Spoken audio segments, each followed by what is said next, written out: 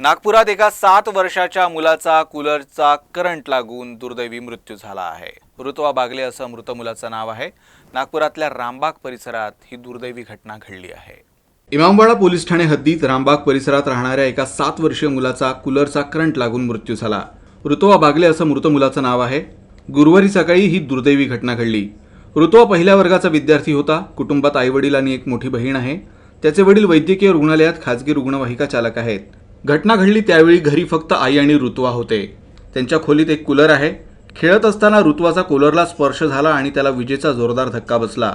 तो किंचाळला।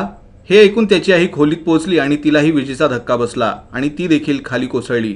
मात्र नंतर तिनं कसं तरी स्वतःला सावरत कूलर बंद केला। मात्र तोपर्यंत ऋतुवा बेशुद्ध झाला होता।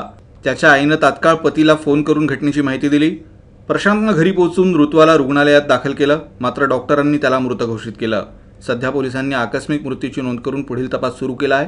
तर ऋतुवाच्या मृत्यूमुळे परिसरात एकच हळहळ व्यक्त करण्यात येते आहे।